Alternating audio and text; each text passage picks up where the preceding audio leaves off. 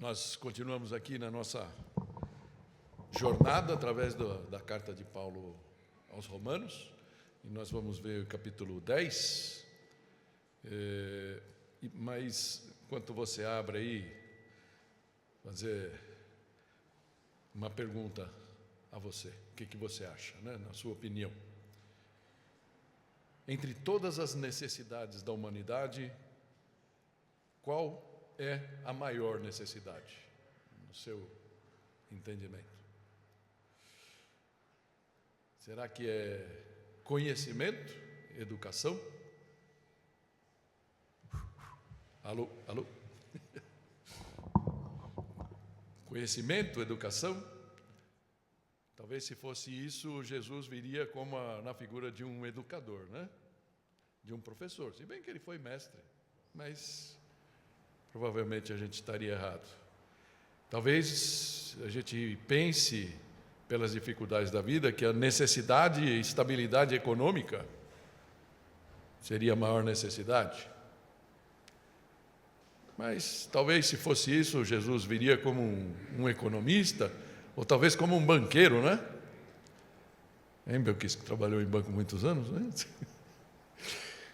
Mas talvez a gente pense que a maior necessidade do homem é a paz. Talvez a gente fique mais perto, mas talvez aí Jesus viria como um diplomata. E vamos combinar, Jesus não foi um diplomata. Então, qual é a maior necessidade do homem? Por que Jesus veio? A gente pode ver em Lucas 19:10, que Jesus diz assim: eu vim buscar e salvar o que estava perdido. Amém? Então a gente pode dizer que a salvação é a maior necessidade do homem. Ser salvo é a maior necessidade do homem. Mas isso, de vez em quando, no nosso mundo, parece que é uma coisa que, de repente, você já escutou de algum parente, alguma pessoa conhecida tua, fala: ser salvo do quê? Do que eu preciso ser salvo? Né? E parece que não fica tão claro, ainda mais para os jovens, as pessoas mais contemporâneas, essas pessoas da nossa realidade hoje. E isso pode parecer fora de moda no mundo que a gente vive, mas é interessante que um dia eu estava escutando um pastor já falecido, Adrian Rogers, né? Era um pregador, e ele conta a história. Ele faleceu em 2005, ele conta a história do Titanic. Lembra do Titanic? Acho que todo mundo, pelo menos, viu o filme, uma coisa assim, né? Isso foi lá, nossa, não tinha na memória quanto tempo fazia. Foi em 1912, né? Começo do século passado, mais de 100 anos atrás. E era tido, na época, como o maior transatlântico feito, era invulnerável, né? Essa que era a coisa. E 2.200 e poucas pessoas estavam dentro do Titanic. E é interessante que o próprio filme mostra isso, né? Que existia primeira classe, né? Devia ter o top classe acima da primeira, porque tinha gente que no filme mostra isso, eles levavam até quadros para poder passar os dias nos aposentos com seus quadros de estimação e tudo mais. Mas existia também a segunda classe, e existia a terceira classe, que no filme mostra lá o pessoal que ia no porão, né? Mas o que ele fala é que é engraçado, né? Que no final da história, quando tiveram que fazer o rescaldo de todo aquele desastre, né? Daquele belo navio, imponente navio, o melhor navio da história, ele se choca contra o iceberg, ele acabou quebrando em dois, ele padeceu durante um dia, né? As pessoas ficaram um dia e pouco lá, sofrendo, e ele partiu no meio e sucumbiu. Interessante que quando chegaram os relatórios de seguro, né, sei lá, os relatórios do desastre chegaram nos escritórios da empresa de navegação, nesse relatório só tinha 2 tipos de pessoas ali na contabilidade. Tinham os que foram salvos e os que foram perdidos. E assim é na vida da gente. Não importa o que a gente tenha nessa vida, não importa o que você consiga conquistar. Talvez, e aqui vocês que são mais jovens do que eu, né? Um bichinho que já me mordeu no passado, mas é bom a gente ter isso em mente. A gente quer conquistar muitas coisas. A gente fala, eu quero um bom trabalho, eu quero fama, eu quero sucesso, eu quero estabilidade econômica, eu quero conhecimento. Tudo isso é muito bom, mas a coisa mais importante é ser salvo, conhecer o Senhor Jesus. Amém? E o capítulo 10 de Romanos conta um pouco disso, de uma angústia que está no coração de Paulo. E eu queria ler com vocês os primeiros quatro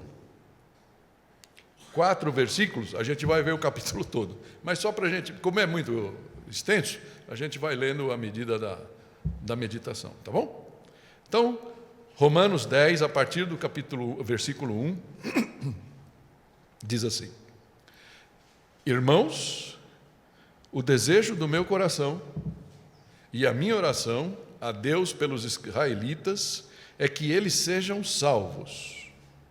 Posso testemunhar que eles têm zelo por Deus, mas o seu zelo não se baseia em conhecimento. Porquanto, ignorando a justiça que vem de Deus e procurando estabelecer a sua própria, não se submeteram à justiça de Deus, porque o fim da lei é Cristo, para a justificação de todo o que crê. Esse último versículo muito conhecido, né? Muito conhecido. Então, que o Senhor nos abençoe na porção da sua palavra, não só dessa, em todo o que a gente vai ler hoje aqui, o capítulo, e a gente vai lendo ao longo da meditação, tá bom? Só para a gente não perder o rumo, né? A gente continua ali naquele ponto 2 ali da segunda parte, né? A resposta do homem. E o tema ali, né? Tá? Ou seja, o título para as 3 mensagens, aquela que o Otávio trouxe há 2 semanas atrás. 2 semanas atrás, foi a parte mais pedregosa. Obrigado, Otávio. Né? Agora, tem o 11 também, né? Então, tem aquela primeira que fala do 9, né? Que fala que por que os judeus não creram, e fala um pouco como se Deus tivesse como se chama? Um remanescente fiel dentro de Israel, né? E esse remanescente realmente creu, né? Então, tem toda aquela jogada que o Otávio explorou muito bem, né? Entre a ideia calvinista, né? De que tudo está determinado, a soberania de Deus, e a outra que fala que a gente tem papel nisso. Então, essa é mais ou menos o que o capítulo 9 trouxe. Mas aqui no 10, ele vai também explorar um lado mais presente. Ele fala que, independente de se Deus foi soberano, se Deus determinou quem queria crer ou não, eles foram culpados, porque eles determinaram não crer. E é isso que a gente vai passar um pouco hoje. É interessante porque, embora o título aqui seja Implicações para Israel, eu queria que você visse isso, e tomara a Deus que Ele nos dê a sabedoria de poder fazer isso, mostrar para vocês que, embora Paulo estava tendo como pano de fundo os conterrâneos dele, né? Os conterrâneos dele, que eram judeus, ele como judeu, ele estava escrevendo para um povo que nem nós, um povo crente. Então, para quê? Fala, para que isso? Isso não tem nada a ver comigo. Tem. Porque a gente pode, de repente, esbarrar com as mesmas coisas que os judeus esbarraram. E que Deus possa nos mostrar essas coisas com a graça dele. Amém? Vamos orar? Pai Santo, nós te louvamos, te agradecemos, porque Tu estás conosco. Fala ao nosso coração, através da leitura, das reflexões que vamos fazer aqui. Nos ensina a sermos Teus filhos de uma forma mais eficaz. Nos ensina as coisas que aqui estão, que elas possam Te servir para um bom propósito em cada vida aqui, Senhor. E aqueles também que vão nos escutar pelo YouTube. Tudo isso nós Te agradecemos em nome de Jesus. Amém. Amém. O título que eu estou dando para essa nossa mensagem é Uma Questão de Rebeldia. Vamos entender o que é isso. E para isso eu queria dividir aí, né, como o texto é grande, nesses 3 blocos, né? Zelo sem entendimento, que Paulo fala, né? O verdadeiro entendimento, qual seria? E o problema da rebeldia. O que acontece se a gente se mantém rebelde ao chamado do Evangelho? Amém? Então, zelo sem entendimento. E ele começa bem claro, né? Irmãos, o desejo do meu coração e a minha oração a Deus pelos israelitas é que eles sejam salvos. Paulo não tinha dúvida, né? Paulo não orou. E você já pensa nas vezes que você orou pelos teus filhos? Nós que já temos filhos. A gente ora para que eles consigam um bom emprego. A gente ora para que eles consigam uma boa esposa ou um bom esposo. A gente ora para que eles não sejam muito briguentos, né? Não sejam aditos a nenhum vício. Mas a gente ora essas coisas, né? Mas a gente tem orado pela salvação deles. A gente tem trabalhado nessa direção. Ok? Paulo está emocionalmente envolvido, porque aqueles que tropeçam são seus irmãos. É interessante, né, que o final, versículo 32 do capítulo 9, que o Otávio trouxe aqui, fala que eles tropeçaram na pedra de tropeço, por isso eles tropeçaram mesmo. E a pedra de tropeço quem era? Jesus. Jesus era a pedra angular, né? Para quem crê em Jesus, ele é o fundamento, ele é a pedra angular onde a gente vai construir a nossa vida, a nossa casa, a nossa família. Mas se a gente não crê em Jesus, é uma pedra de tropeço. Vamos tropicar na pedra e vamos cair, né? Esse é o conceito aqui. Okay? Então, eles precisavam desesperadamente da salvação, embora não percebessem. Ok? Então, quanto ao sentimento de Paulo, nós carregamos o mesmo sentimento por nossos amados, né? Eu já fiz essa pergunta para vocês. Estamos emocionalmente envolvidos pela salvação deles? E a gente vai aprofundar isso um pouco nas conclusões. Aí o versículo 2 fala: posso testemunhar que eles têm zelo por Deus, mas o seu zelo não se baseia em conhecimento, né? A NVI usa a palavra conhecimento. A Almeida usa a palavra entendimento, né? Porque eu acho que nesse caso aqui, ainda mais pensando nos judeus, é mais adequado o entendimento, porque conhecimento eles tinham, né? Eu não sei se você conhece, eu lembro de uma pessoa que se converteu no nosso meio, algum tempo atrás, e ela falou: eu vou ler a Bíblia tal, e colocou como meta, acho que em 2 meses ele tinha lido a Bíblia inteira, né? Uau, bacana. Só que no final, você perguntava para ele, ele poderia até lembrar de alguma coisa que ele tinha lido, mas o entendimento é muito difícil, e a gente percebeu algumas vezes na vida dele que ele não tinha conseguido entender exatamente do que se tratava aquilo que ele leu tão rapidamente, né? Então, é isso. Eu entendo que os judeus, ninguém pode, né? O próprio Tim Keller, né, que a gente tem seguido aí nos nossos no discipulado, ele fala isso daí, ele fala: olha, ninguém tinha mais conhecimento do que os judeus, do plano de Deus, das coisas de Deus, e, no entanto, eles não tiveram o entendimento necessário. Então, esse zelo que Paulo está falando aqui, enaltece, né? Então Paulo está enaltecendo, elogiando a devoção deles. A gente pode dizer esse zelo como uma paixão que eles tinham por Deus, e realmente tinham, mas ele afirma que uma devoção deles se perdeu, ou perdeu o sentido, porque eles não foram capazes de ajustar o foco. Estava lembrando, né? Estava falando para tu, quando é que foi mesmo? Eu estava perguntando agora. Interessante. Uma vez, eu não sei, vocês podem achar que nós somos loucos, eu e a Tô. Um pouquinho nós somos mesmo, né? Mas a gente gosta de viajar. A gente gosta de viajar. Todo mundo gosta de viajar. Mas a gente gosta de pegar o carro e ir. E a gente já foi para Foz, a gente já foi para Gramado. Então a gente fala: pô, é muito tempo de carro? Vamos desfrutar o caminho. A Tô faz uns lanchinhos de atum. Vocês não sabem o que é aquilo. Uma maionese de atum. Compra. Aí nem pão sofisticado, tem que ser tipo um pão puma, assim, né? Faz todo, põe, ela embrulha no papel alumínio. Aí, de repente, você sai de vez em quando, faz 15 minutos você sai de casa, dá um sanduichinho. É bom, então a gente desfruta. A gente desfruta o caminho, né? Aí, no passado, quando a gente viajava, lembra? Os mais novos nem sabem o que é isso. A gente comprava guia 4 rodas, o mapa, pegava tudo aquilo lá, tem que pegar essa estrada, tal, tudo bem.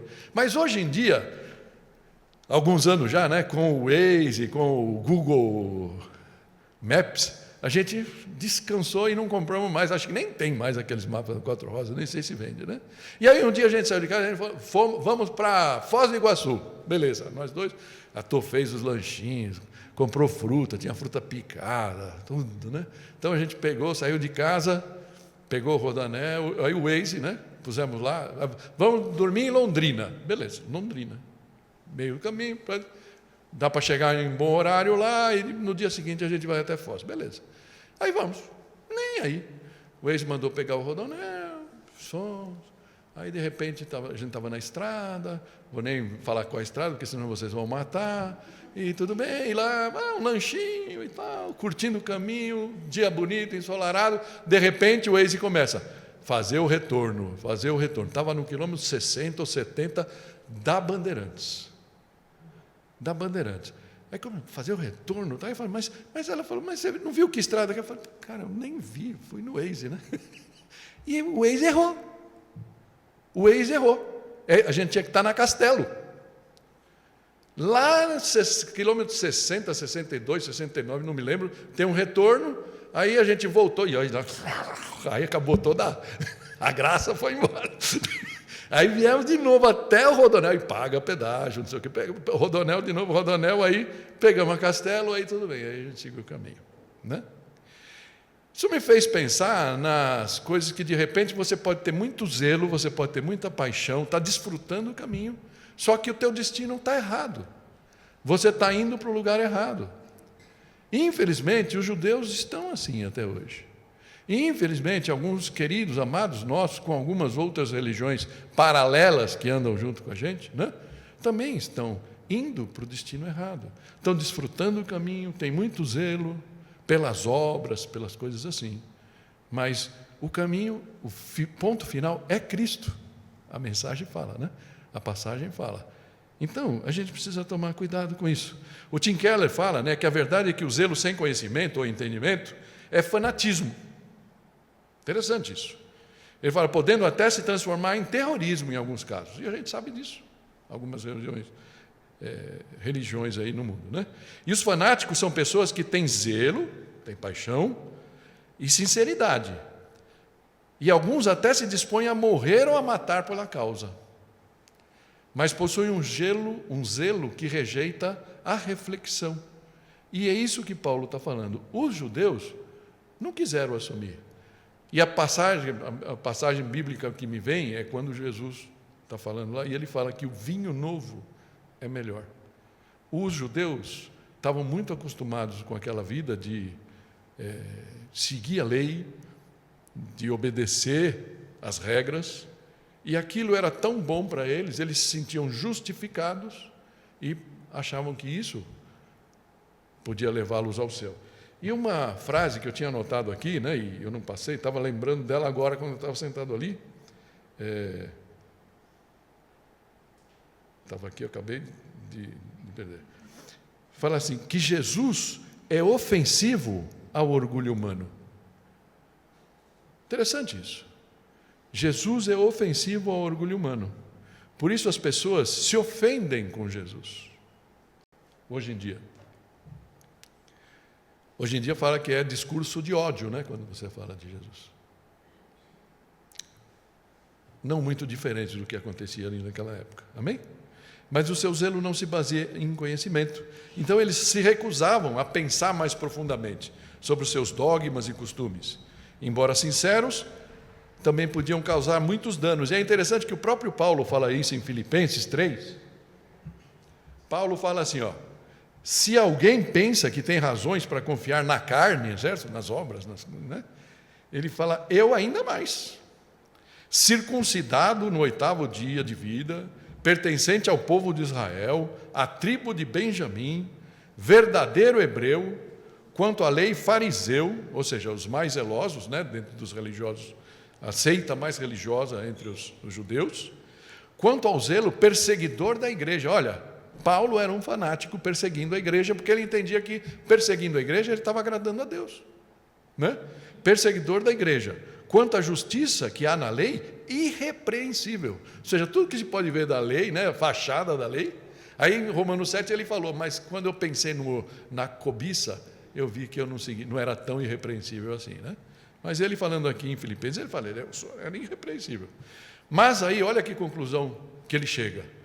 Mas o que para mim era lucro, estabilidade econômica, educação, religiosidade, fama, todas essas coisas que muitas vezes enchem o nosso coração, ele falou, passei a considerar como perda. Pouco mais para frente, ele vai usar um termo até feio, né? A NVI fala que é como esterco, mas no fundo ele usa como um absorvente usado e descartado. É com isso que ele compara tudo que ele tinha para se gloriar, né?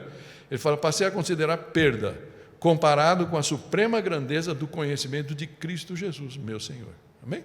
Então, é isso que ele tinha. E ele olhava para os conterrâneos dele e ficava chateado.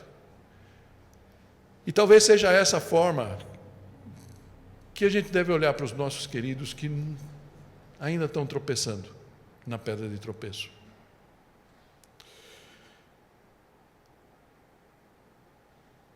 Uma vez Jesus olhou para eles, né? Interessante que no mesmo contexto aqui, Jesus fala assim, né? Isso está em Mateus 23, 3, 4. Fala assim, obedeçam-lhes e façam tudo o que eles dizem, porque o que eles falam é bom, né?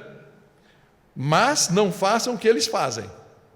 Olha o duplo, né? Não façam o que eles fazem, pois não praticam o que pregam. Eles atam fardos pesados e os colocam sobre os ombros dos homens, mas eles mesmos não estão dispostos a levantar um só dedo para movê-los. Isso é o que estava por trás dos religiosos da época de Jesus. Mas voltando então para Romanos aqui, versículo 3, fala assim, porquanto, ignorando a justiça que vem de Deus e procurando estabelecer a sua própria, não se submeteram à justiça de Deus. Olha aqui, né? Ignorando a justiça de Deus, ou seja, os judeus deveriam ter mais conhecimento do que ninguém, né? Acho que o Otávio falou bastante disso, né? Eles tinham, tudo era deles, os 10 mandamentos, todas as leis, cerimoniais, eles conviveram com Deus, né? De uma certa forma. Então, eles eram indesculpáveis, como Paulo fala. Que Cristo veio e esteve entre eles e porque as Escrituras os avisavam muito antes que ele viesse. Então, eu estou colocando aqui, está vendo essa figura aqui, que entrou aí como quem não quer nada? Ela está aí de propósito, porque Paulo, a partir daqui, a gente não vai falar, não sei se você tem sua Bíblia aberta aí, eu sei que alguns de vocês têm. Se você está aí em Romanos 10, e você dá uma espiada no rodapé, porque normalmente, a maioria das Bíblias, né, tem as referências aqui. Se o versículo está falando alguma coisa, tem uma referência em outro lugar, né, e aqui no caso no Antigo Testamento, olha gente, é impressionante o número de referências que tem.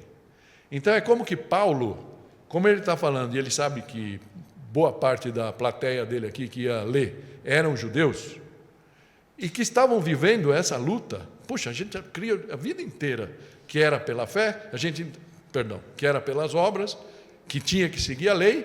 Como está quebrando isso? Então, ele fala, isso é novo. O Novo Testamento fala uma coisa que o Velho Testamento não falava. Paulo vai falar, não, queridos, tudo isso está no Antigo Testamento. Vocês que não entenderam, não é? Nós que já chegamos, nós somos da geração do Novo Testamento, né? A gente não costuma olhar para o Antigo Testamento com esse cuidado que Paulo vai falar aqui. E por uma questão de tempo eu não vou ficar dando as referências. Mas se um dia você tiver essa curiosidade, você vai ver aí embaixo que tudo que Paulo vai falar, quase tudo, já foi falado lá atrás por Moisés, por Isaías, por Jeremias. Amém? Tá? Por isso eu estou colocando ali, porque esse é um mosaico, né? Feito de vários pedacinhos de vidro ali no caso, tá? Que mostram que por trás de todo o Antigo Testamento estava Cristo, apontava para Cristo. E Paulo tem isso muito claro, né? Eu sei que Paulo falou que todo o conhecimento dele era lixo, mas Deus usou o conhecimento, a formação dele, para poder deixar para a gente todas essas lições que ele deixa, né? Ok? Então ele está falando que eles procurando estabelecer sua própria justiça, não se submeteram. Então, eles são indesculpáveis por dois motivos. Por causa disso, porque Jesus estava no meio deles e porque o Velho Testamento comprovava a vinda de Jesus. Mas eles não se submeteram a essa justiça. A justiça que é pela fé e para manter a sua própria justiça pela obediência à lei, né? Isso faz com que o próprio Jesus reaja. Eu vou pôr mais um trechinho aqui de Jesus. Jesus dizendo assim, eu estou falando aqui da versão fácil de ler, que eu achei mais fácil mesmo de ler. Fala assim, podemos ler juntos? Isso aqui é curtinho, né? Ai de vocês, mestres da lei e fariseus hipócritas. Digo isto, pois são vocês mesmos que fecham as portas do reino de Deus para as pessoas. Dessa forma, vocês nem entram, nem deixam que as outras pessoas entrem. Né? O legalista, o moralista, muitas vezes põe a régua tão alta que o pessoal olha e desanima. E o reino de Deus fica sem a possibilidade de atingir essas pessoas. Eu não quero fazer isso aqui, amém? Pode pegar no meu pé. Só tem um cara aqui que pega bastante no meu pé, cada um fala umas coisas. Não sei, não vou olhar para ele. Tudo bem, ok? Então, vamos ter isso em mente para a gente poder... E é interessante que isso daqui mostra bem, percebe por que Jesus, quando pregou a parábola conhecida como filho pródigo, que a gente viu a semana passada, ele tinha um peso grande no filho mais velho, porque o filho mais velho era o judeu que ele está comentando aqui em Romanos 10, que Paulo está comentando em Romanos 10.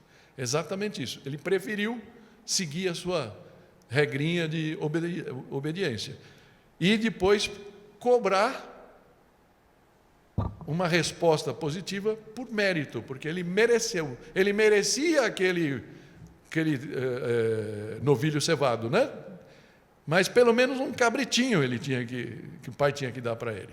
E muitas vezes a gente age assim também com Deus, com as coisas que a gente faz. Tá? Então, pensam que a salvação é uma recompensa que os bons, para os bons e para os justos. Mas a salvação não é uma recompensa aos justos, ela é um presente para os que reconhecem que são culpados.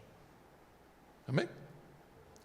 Enquanto você não entender isso, sua salvação ainda vai estar em risco. Mas é interessante que ele complementa com o versículo 4, né? Fala assim, porque o fim da lei é Cristo, para a justificação de todo o que crê. O fim da lei, né? E esse é porque esse vitral, né? Vitral, não sei, vitral, né? Em português. Está ali. Aponta para Cristo. Então, o fim da lei é Cristo. E eu queria aqui já tirar alguns maus entendidos que existem com relação a isso. Muitos irmãos nossos, já ao longo desses anos que a gente está aqui na vila mesmo, falaram, não, a lei não tem mais domínio sobre nós. A lei não tem mais domínio sobre nós. Mas a lei acabou, a gente não precisa mais obedecer à lei? Não é isso. Não é isso. Essa palavra fim que está aqui, e é importante, então, presta atenção nisso que é legal para a tua vida. Né? Essa palavra aqui no grego é telos. Então, o que é telos? Telos tem dois sentidos. Primeiro, é usado na filosofia, é aquele ponto central, a conclusão, o propósito. Então, é como se estivesse falando aqui, ó, porque o propósito da lei é Cristo. Ok? Toda a lei é para você falar assim, eu não consigo seguir. Eu não consigo, eu preciso de um Salvador. Eu preciso de um escape. Para isso Jesus veio. Ok? Por isso o fim da lei é. Mas o texto não acaba aqui. O texto fala, o fim da lei é Cristo para a justificação. Então vamos entender. O outro conceito de telos é realmente fase final, derradeira, última parte, o remate da lei. A conclusão da lei. É o quê? A lei está terminada para efeitos de justificação. Porque Jesus é o nosso justificador. O sangue de Jesus é o que nos justifica, que pagou pelos nossos pecados. Então, para esse fim, a lei não existe mais. Ok? Então, o que a gente pode falar da lei? Só para não perder viagem. Tempo passado tinha a lei civil, porque ele era um povo nômade, né, lá no Egito, escravo, então tinha que ter as regras. Quando o Estado de Israel foi estabelecido, aquilo foi para lá, e essas leis do Antigo Testamento meio que perderam sentido. Lógico, eles fizeram baseado nela. A lei cerimonial, que todo sacrifício de animais, tudo aquilo, apontava para quem? Para Cristo. Jesus concluiu aquilo.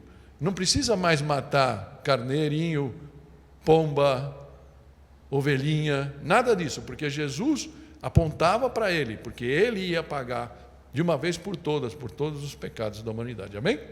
Então, também não tem sentido. Mas a lei moral, os 10 mandamentos, ela confirma e foi reinterpretada por Jesus no Sermão do Monte e, portanto, ela é válida para nós. Tá? Então, o que a gente pode dizer? Se você seguir os 10 mandamentos, vai ser bênção para a sua vida. Sim ou não? Até para quem não é crente. Se você viver de acordo com aqueles preceitos, vai dar bom. Tua vida vai ser boa. Vai dar tudo certo. Mas não serve para te salvar. Para salvar, só o sangue de Cristo. Amém? Tudo bem? Então, que conclusão a gente pode chegar dessa primeira parte aqui?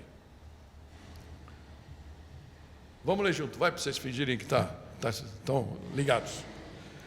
A lei diz, faça. E nós não conseguimos. Basta o primeiro mandamento, amar a Deus sobre todas as coisas. Né? Ok? E o Evangelho diz, está feito. E nós agradecemos. Amém? Está feito. Tetelestai. Está tudo feito. Amém? O verdadeiro entendimento, nosso segundo ponto aqui. Versículo 5 fala assim: Moisés escreve desta forma a justiça que vem da lei. O homem que fizer essas coisas viverá por meio dela. Interessante, né? Ou seja, é como se ele falasse assim, ó, se você quiser ser salvo, viverá por ela. Você tenta aí. Tenta aí. Tenta aí. Se você conseguir, pode ter certeza, vai ter o selo lá. Pá! Salvo.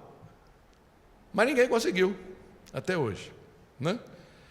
Esse era justamente o fruto da angústia de Paulo, porque ele fala, gente, vocês estão querendo seguir isso aqui? Pô, mas foi Moisés que disse. E para o judeu isso era muito importante. E aí Paulo está querendo dizer, vocês não entenderam Moisés. Vamos lá. E aí ele segue. Mas a justiça que vem pela fé diz, não diga em seu coração, quem subirá aos céus, isto é, para fazer Cristo descer, ou quem descerá ao abismo para fazer, isto é, para fazer Cristo subir dentre os mortos. É engraçado que quem falou isso foi Moisés, lógico, ele não falou de Cristo, né? Ele falou para saber a palavra, para entender a palavra. Moisés falou isso, gente, está perto de você, não precisa fazer essas loucuras. E Paulo está transformando isso aqui. Moisés não sabia de Cristo, não tinha isso somente, mas ele sabia que tinha que vir de Deus uma resposta. Não é? Então, não precisamos nada disso aqui. Mais uma vez, não precisa de um esforço fenomenal para encontrar ou se encontrar com a fé. Nós não precisamos de um grande sacrifício para que sejamos considerados justos. Né? Por isso que o versículo 8 fala, e que também é, lá de Deuteronômio, né, de 30 a 32, esse aqui mais do 30, dos versículos 11 ao 14, ele fala assim, mas o que ela diz, a lei? Né?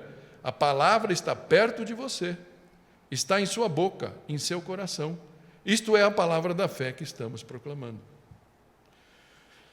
Tem um texto muito lindo, que eu sei que vocês também gostam, né, que está lá em Jeremias 29, onde o povo está saindo, quer dizer, está sendo profetizado da saída deles da Babilônia, né? E Jeremias, Deus fala através do profeta Jeremias isso aqui, vocês me buscarão e me acharão quando me buscarem de todo o coração. Serei achado por vocês, diz o Senhor, e farei com que mude a sorte de vocês. Ou seja, Ele está perto. Ele se faz ser encontrado. Então, aquela pessoa que chega para você, mas eu não consigo, meu Deus, não sei o quê. Se você quiser mesmo, você vai conseguir. Amém? E aí, esses textos que a gente está, inclusive, no livrinho do batismo, né? na primeira aula do batismo. Se você confessar com a sua boca que Jesus é Senhor e crer em seu coração que Deus o ressuscitou dentre os mortos, será salvo. Pois com o coração se crê para a justiça e com a boca se confessa para a salvação. Como diz a Escritura, todo aquele que nele confia não será envergonhado. Esse versículo 11, mais uma citação de Isaías, né? Não será embaraçado, não será confundido. Se você crê, assim vai ser. Então, coração e boca. Aqui está o zelo com conhecimento, o zelo com entendimento.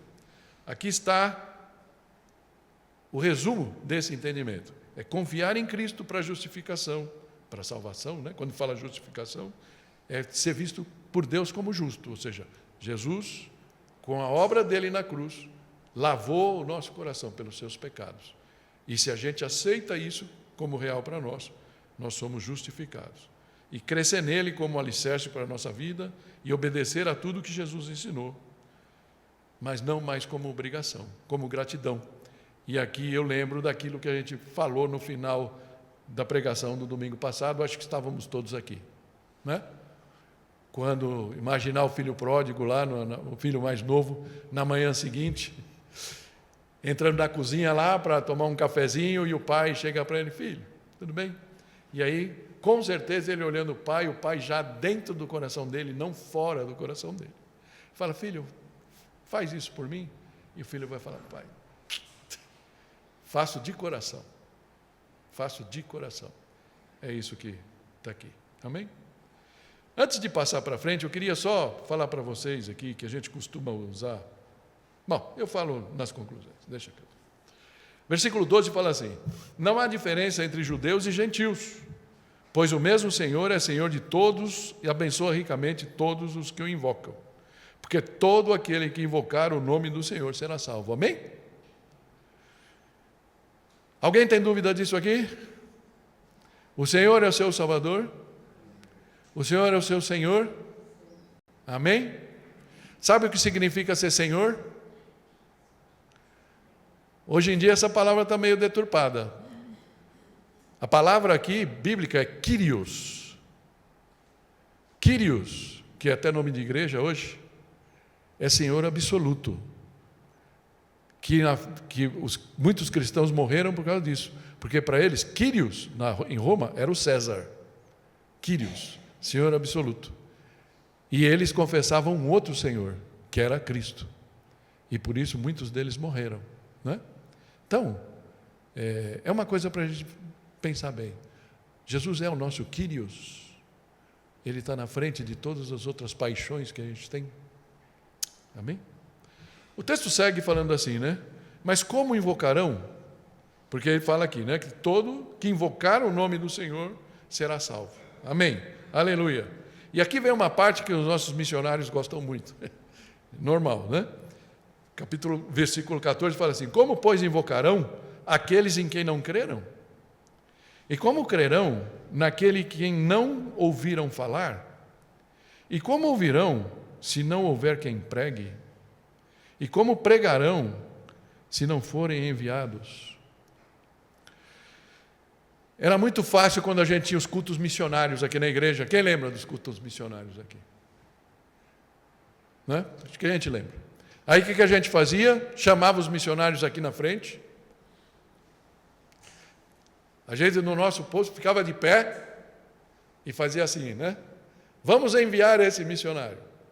Fizemos isso com Danilo, fizemos isso, né, com Danilo e a Ilane, fizemos isso com a Simone e o Silvio, né? Fizemos com vários deles aqui. Fizemos com a Patrícia, né? Então, na nossa parte, enviando. Então, tipo assim, ó, vai lá. Vai lá. Certo? Terceirizando, né? O envio. E tudo bem. Mas olha que interessante que Jesus falou quando ele apareceu ressuscitado aos discípulos. João 20, 21, 22. Lembra que eles estavam fechados lá no cenáculo e Jesus fala assim, novamente Jesus disse: paz seja com vocês. Amém. Glória a Deus. Paz. Paz de Jesus. Assim como o Pai nos enviou, eu os envio. E com isso soprou sobre eles e disse: recebam o Espírito Santo. Amém? Jesus enviou a todos os seus discípulos. Você é discípulo de Jesus? É isso. Por isso, esse texto é muito crítico para nós. Nós vamos falar disso no final. E como pregarão, se não forem enviados, como está escrito, como são belos os pés dos que anunciam as boas novas. Surge então, dentro do próprio entendimento, uma questão importante, a necessidade de evangelizar. Então, aquela, versículo 9 e 10, que a gente costuma ver como um ato, um dia eu criei, e um dia alguém me perguntou, estou olhando para a Cris aqui, porque ela fez isso aqui há poucos dias atrás, né? Algumas semanas atrás, e falou assim: você crê? E aí ela creu no coração, e com a boca ela falou: sim, eu creio. Eu creio em Jesus como meu Salvador e meu Senhor. Amém? Amém. Glória a Deus por isso. Mas o texto vai mais longe. Você creu? Você falou? E aí a pergunta é: você tem falado?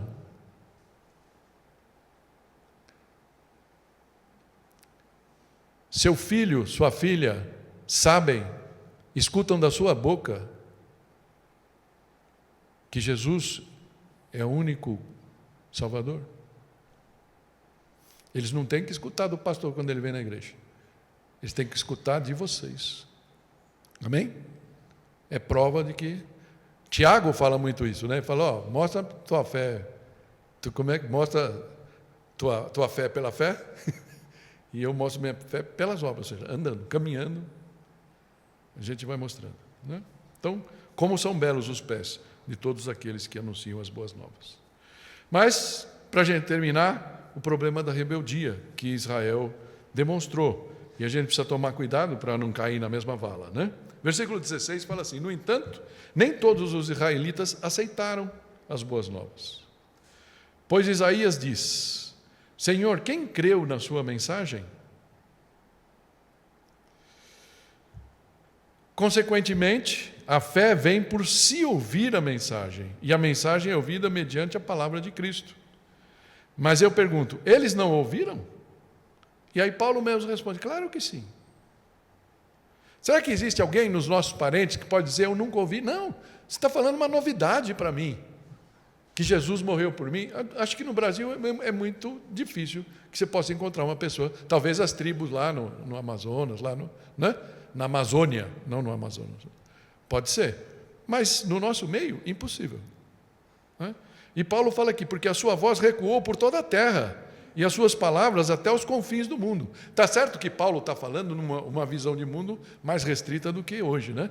Naquele tempo, ou seja, o Evangelho já tinha se proliferado por todas as nações, civilizadas pelo menos, né? E Paulo sabia disso. Mas hoje em dia, sabe que o The Chosen, por exemplo, que tem muita crítica, muita gente fala uma coisa, mas Deus está usando isso para levar o Evangelho por aqui, né? As pessoas assistem, choram, de repente o cara é muçulmano, está lá, e alguém fala para ele, ele põe lá e assiste o The Chosen, né? Os Escolhidos, né? Essa série. Muito interessante. Se você não viu, te convido a ver. Ah, mas não está igual a Bíblia. Gente, o que Jesus falou, né? O que não está contra nós é a favor de nós, né? E ele mostra muito claro Jesus ali, né? Então, a gente, cada episódio que vê, uns ou outros, a gente fica meio assim, mas a maioria dá para até chorar, né? Mesmo sendo crente, né? De ver como aquilo pode ter sido na realidade. Então, isso está levando o Evangelho. A internet, que a gente fala tão mal, o WhatsApp, o Facebook, não sei o quê, leva também. Isso daqui pode ser perdição para você, mas pode ser bênção, né? Depende do que você escolhe ver. A chave está na tua mão. Amém? Tudo bem. E aí, já indo para o final aqui, ele fala: novamente pergunto, será que Israel não entendeu? Em primeiro lugar, Moisés disse: farei que tenham ciúmes de quem não é meu povo. Eu os provocarei a ira por meio de um povo sem entendimento. É interessante que Paulo está falando de nós aqui, né? Está falando que nós somos o povo sem entendimento. Lógico, a gente não foi batizado, não fomos circuncidados ao 8º dia, a gente não sacrificou nenhum bezerrinho, a gente não sabe nada, não sabia nada disso quando a gente aterrissou e entendeu a palavra, né? Então, Paulo meio que está falando aqui, que era para provocar a ira aos judeus, né? Isaías diz, mas ele está continuando o mosaico, tudo do Antigo Testamento, né? Fui achado por aqueles que não me procuravam, revelei-me àqueles que não perguntavam por mim. Assim Deus chegou na minha vida. Será que foi muito diferente na sua?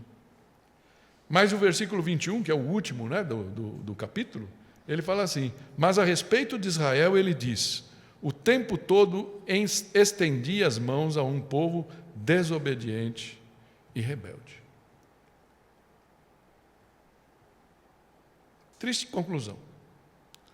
O que a gente pode dizer? Os gentios que receberam muito menos da atenção de Deus têm crido ao longo do tempo. Estão crendo a proporção cada vez maior no mundo. Portanto, Israel não deve ser perdoado por essa recusa. Deus é soberano, mas isso não significa que exista alguma desculpa para Israel.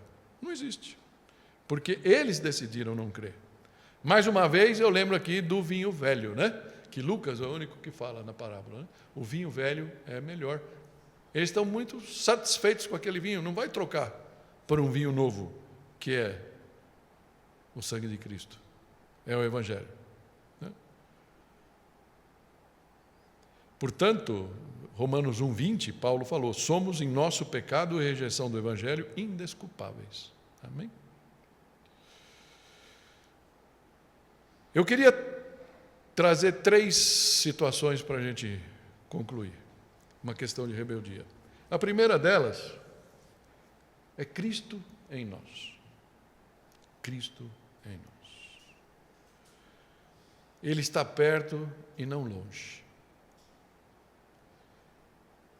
E aí ele fala: se você crer no seu coração e confessar com a sua boca, será salvo. Talvez isso aqui caia no vazio, mas talvez se você escuta essa mensagem pelo YouTube, eu queria dizer que hoje pode ser o dia da virada na tua vida. E Deus está perto, Jesus está perto. Ele morreu pelos nossos pecados, como a gente fala, mas Ele ressuscitou ao 3º dia. Mas você pode passar a tua vida inteira deixando Ele fora. E eu queria que você hoje fizesse uma oração falando: Jesus, vem morar no meu coração. Amém?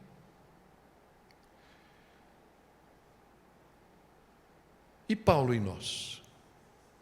Paulo em você? O que a gente pode dizer?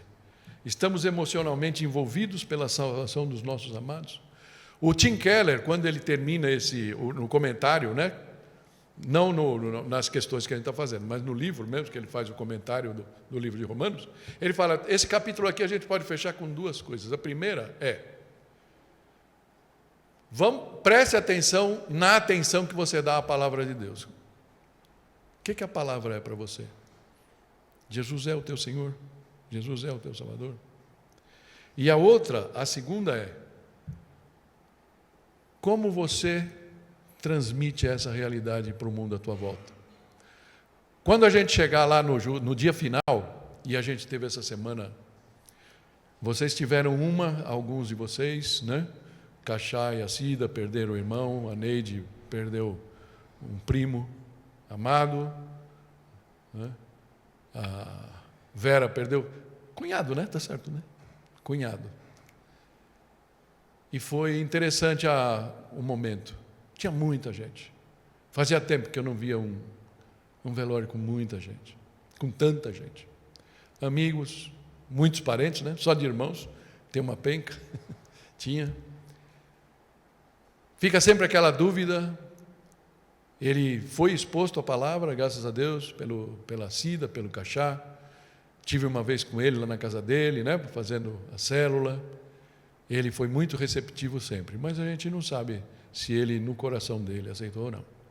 Mas foi interessante ver aquele momento de quase de uma celebração de vitória ali, de muito choro, muita perda, mas foi um momento muito bom, quando a gente sabe que a gente tem um Deus em quem a gente pode confiar, como muitos, até sobrinhos, né? Netos, irmãos dele, creem. Mas do lado deles existia um homem que tinha falecido, alcoólatra, viciado, eles não souberam dizer que outros vícios. Ele morreu, tinha a ex-esposa dele, tinha os filhos, netos lá, mas estava um ambiente muito triste, não tinha ninguém. E aí me pediram para levar uma palavra. A gente fez isso, a Tô ficou lá, a Cida também, o Magrão, e a gente deu uma palavra de alento para aquela família. E é muito importante a gente saber que os nossos próprios amados, nossos filhos, nossos pais, nossos cônjuges, se nós não nos dedicarmos a ganhá-los para Cristo, eles vão ter o mesmo fim. Podem ter conquistado o mundo, mas não isso. Isso machuca o meu coração e me faz aproveitar cada oportunidade que eu tenho. Que seja assim para vocês também. Amém? Entendemos que isso representa e a urgência disso? Porque pode ser amanhã o fim. A gente não sabe. E o último é o judeu em nós, o judeu em você.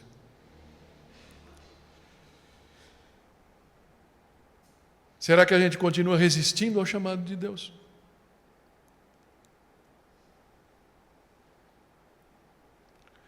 A gente pode resistir ao chamado de Deus falando, eu não quero Cristo na minha vida. Ok.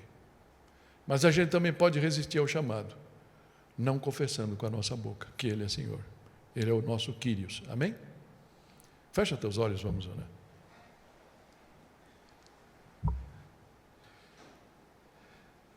Pai amado, quero pedir a Ti, Senhor, que o Senhor possa olhar com a Tua misericórdia, com o Teu amor, Senhor, para cada irmão presente aqui, aqueles também que nos escutam, Pai, pelo YouTube, que o Senhor possa falar a cada coração, Pai, que Cristo em nós é a única esperança de glória que nós podemos ter, Senhor.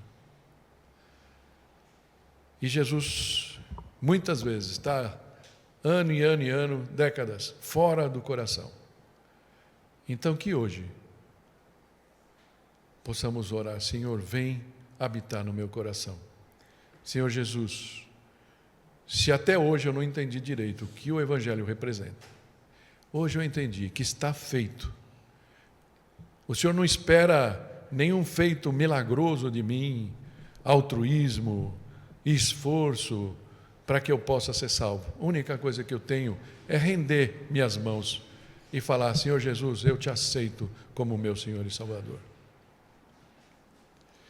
Mas, Pai, se aqueles que estão aqui, que já deram esse passo, Pai, eu peço que o Senhor nos dê a pressão correta, a ansiedade correta de entender que nós temos que testemunhar para os nossos filhos, nós temos que testemunhar para os nossos irmãos, primos, pais, aqueles que o Senhor colocou no nosso caminho, para que eles não entrem naquela lista como os que saíram do Titanic, ó Pai, e exista só lá, salvos e perdidos, que eles não possam contar na lista dos perdidos, Senhor, mas eles estejam na lista dos salvos, ó Pai.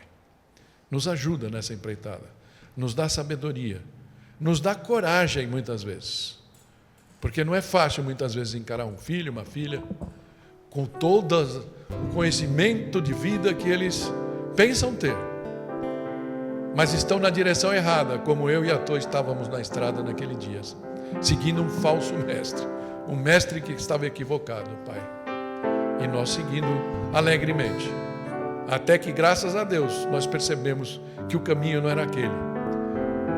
E espiritualmente falando, Pai, um dia nós descobrimos que o Senhor era o que nós precisávamos na nossa vida, Pai. Então nos ensina a compartilhar isso. E que em nenhum momento, Pai, o judeu em nós prevaleça. Que não sejamos rebeldes à Tua vontade. Não sejamos rebeldes à Tua palavra, Senhor. Nós queremos Te seguir, não por obrigação, mas por gratidão pelo que Jesus fez por cada um de nós. Em nome de Jesus. Amém.